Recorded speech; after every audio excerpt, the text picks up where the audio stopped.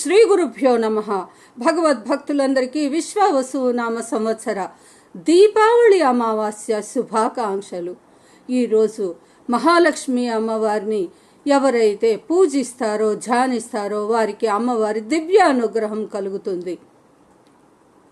ఈరోజు అమ్మవారిని సహస్రనామాలతో కానీ అష్టోత్తర శతనామాలు కానీ ఇంకా ఆ యొక్క కనకధార స్తోత్రము కానీ అష్టలక్ష్మి స్తోత్రము కానీ శ్రీ సూక్తంతో కానీ ఆరాధిస్తారో వారికి అమ్మవారి దివ్యానుగ్రహం కలుగుతుంది.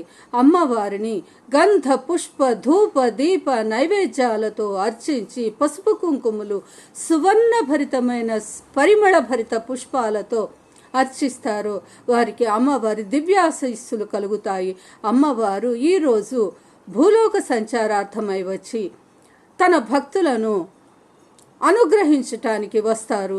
అలాంటి ఈ దివ్యమైన రోజు అమ్మవారిని మనకు సాధ్యమైనంత వరకు అమ్మవారి దివ్య స్తోత్రాలను ధ్యానించిన స్తోత్రము చేసిన అమ్మవారి దివ్యానుగ్రహంతో మన యొక్క సకల బాధలు నశించి సకల పాపాలు నశించి నివృత్తి అయిపోతాయి. అలాంటి దివ్యమైన శ్లోకరత్నాన్ని ఇప్పుడు మనము తెలుసుకుందాము.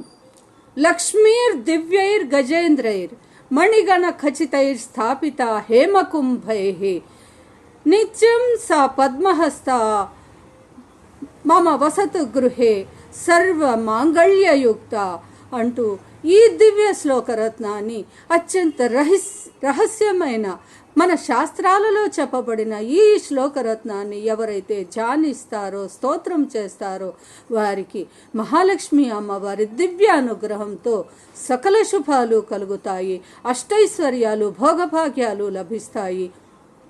ఈరోజు అత్యంత మహిమాన్వితమైన దీపావళి అమావాస్య, అమ్మవారికి ప్రీతికరమైన రోజు. మంగళవారంతో కలిసి వచ్చిన ఈ శుభ సమయంలో అమ్మవారి యొక్క ఈ చిన్న దివ్యమైన శ్లోకరత్నాన్ని మనము గనక పారాయణం చేసినా చదివినా విన్నా కూడా సకల శుభాలు కలుగుతాయి. ఇంకొకసారి ఈ యొక్క శ్లోకరత్నాన్ని మనము పారాయణం చేసుకుందాము.